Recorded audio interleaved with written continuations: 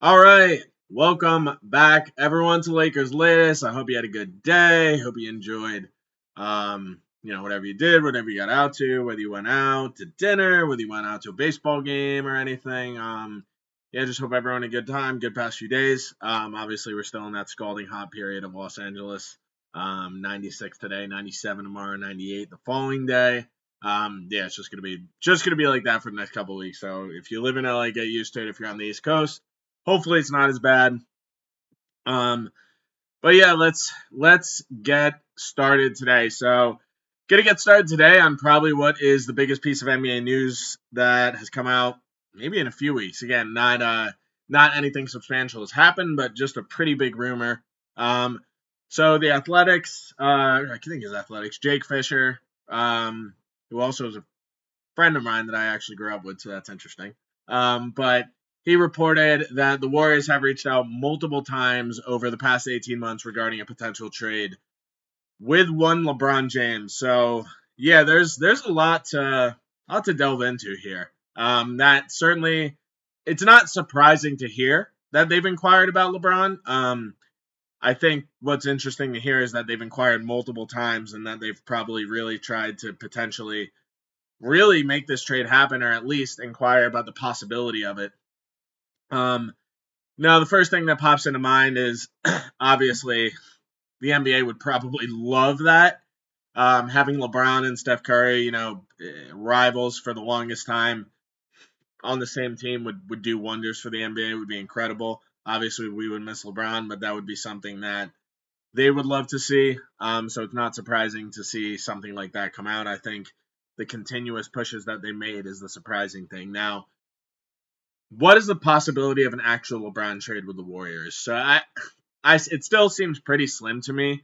Um, I would start out with this. It would almost certainly have to involve Jimmy Butler. It would be pretty much impossible to create a LeBron trade to the Warriors without Jimmy Butler being involved. So that, at the very least, you're going to get a legitimate player back. Obviously, also older too, so probably has a couple more years than LeBron, but he's not LeBron. But it would have to be kind of centered around Jimmy Butler. But what is the possibility of it actually happening? I don't know. I would say it's higher than it was a couple months ago. The fact that we're hearing multiple times and they've tried a bunch of times to really potentially start dialogue is probably the interesting thing. It's not surprising to see that they reached out, especially given the idea of LeBron and Curry playing together, but it's more of the continued attempts to potentially make it happen. I don't expect it to happen before the season, but like if you know things go wrong and things go bad, it's something that it would not surprise me if they reinitiated talk. And again, when I say reinitiated talks, I don't even know if there's been talks. We know that they inquired multiple times. I don't know if there's actually been any specific framework discussed, whether they actually got anywhere in negotiations or even started negotiations, or if it was just the Warriors being like, hey, we're really interested in trading LeBron, and the Lakers are like, get the hell out of here. That's not happening. So it's definitely something to keep an eye on as the season goes along, and especially over the next couple months. If the Lakers get off to a bad start, or if the Warriors are looking for that final piece to really make that push to a title, it'll be interesting to pay attention to at the very least. I don't expect it to actually happen, but I would say the chances of him being traded are definitely a decent amount higher now than they were a couple weeks ago. I still think the Lakers are going to go all in on the Luka LeBron combination, try and potentially win a championship. Maybe they make that additional piece trade in the regular season if everything's going well. They get off to a good start. The record's looking good. That looks like they have a legitimate chance to contend. All things are options. But yeah, the timing of it, about 2 to 3 weeks from training camp, was definitely interesting to me, and I think that it's for sure something that we're going to have to keep an eye on. Moving down in the future over the next couple months going into the trade deadline. So, yeah, again, kind of like I said, the NBA would love to have LeBron and Steph in the same team. So, yeah, we'll see what happens, whether it's a real possibility or whether it's just a bunch of rumors. All right, next thing on the docket. Oh my God, it's ridiculous. Michael Porter Jr., who currently plays for the Nets, he was traded in the offseason. He was on a podcast or someone. I don't even know whose podcast he was on or who he was talking to about it.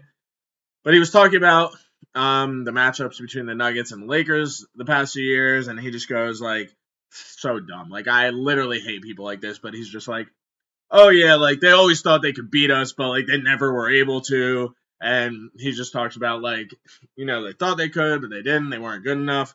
And then this is where I just like players like this just like irritate the living crap out of me. And then he goes, yeah, I always cook the Lakers. They didn't have a really guy or anyone that can match up on me. I just kind of dominated them when I played for them. Always cooked them. They just didn't have that matchup that could really guard me ever. I'll get to that in a minute. So Porter averages 15 points a game career versus the Lakers. Playoffs, regular season combined. Now, I will give him credit, especially in 2024. He averaged 22.8 points on 55% shooting and 48% in the field. He was difficult to guard. I'll give him credit there. Here's what bothers me.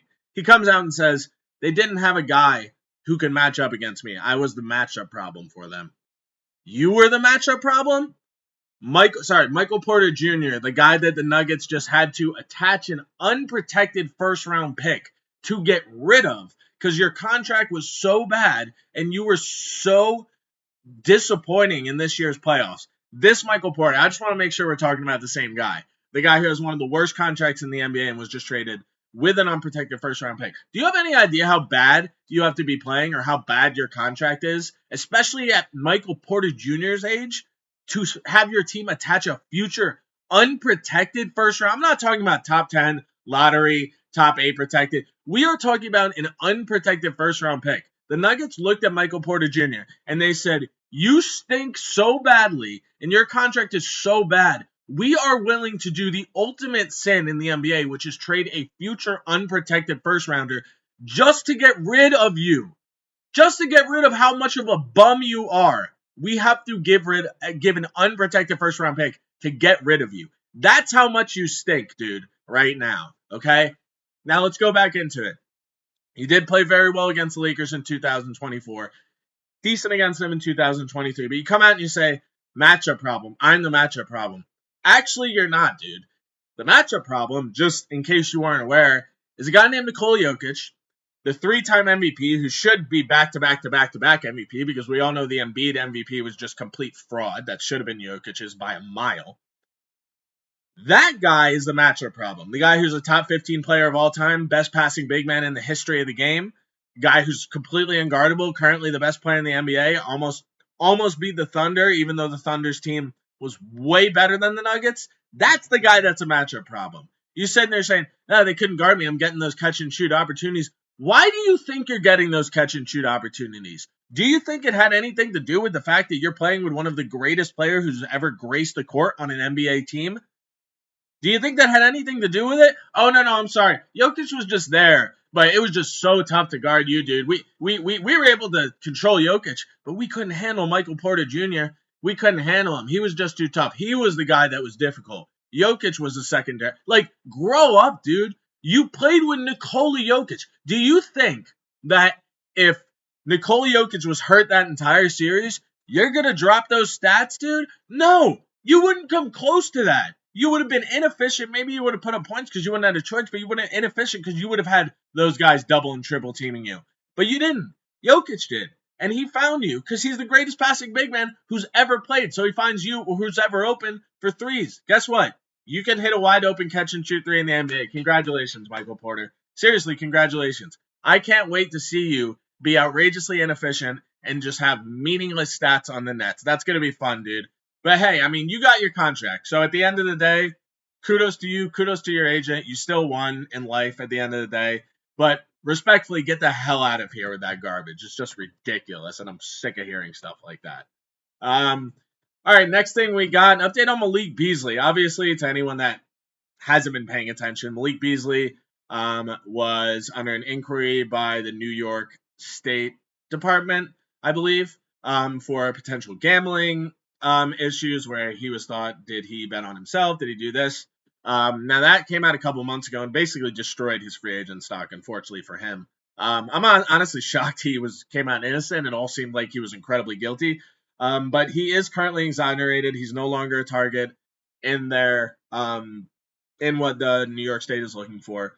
So he's now available in free agency, and he would be a great option. The question is he an actual option money wise? Now it's the Lakers already used their Emily and Marcus Smart. I believe they only have the veterans minimum to offer. But the reality is, at this point in the season, off season, excuse me, barely anyone has any cap space left. At least, I think it's just the Nets, and then a couple other teams have their MLE. Now the Pistons do not have any cap space left, but they still have his non-bird rights. So I believe the most they can offer him is $7 million per season. They can still probably offer him a long-term deal, but he's not going to accept that as $7 million. So I would expect him to take a one-year deal at this point. The question is he going to take that with the Pistons, who also added Karis LeVert, who also added Duncan Robinson as shooters?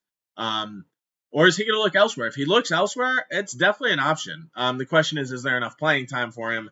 That would be an interesting thing, but kudos to him for beating the system. And again, I don't know if it's complete, if he's 100% exonerated, but certainly an option now, an interesting one to look at. It'll be up to him. I would presume he probably goes back to Detroit, but definitely worth reaching out and seeing if he has any interest. But he's definitely probably now, without a doubt, the best free agent available if teams are still willing to take that shot on him, even though he did get exonerated. There still could be secondary additional stuff that follows up that probably not. He might be done, but it's still a possibility. So it's possible teams might still stay away from him. But interesting nonetheless, and we'll see what happens with him. So last thing on the docket, I just kind of, obviously we're about a little over 2 weeks away from training camp starting, and then we're probably, let's say August 22nd. I don't know the first date of preseason. I would imagine it's near the end of September. So we're about 4 to 5 weeks away from preseason. So kind of just a few things that I'm going to look out for in preseason when it does start. First thing is just that continued chemistry with Luka and LeBron. Again, well, that's assuming LeBron's here and not traded to the Warriors, which I don't think he will be. But assuming he is here and nothing happens, which is the most likely outcome, looking forward to that continued chemistry between Luka and LeBron. I've said before, the Lakers will go as far as Luka and LeBron take them.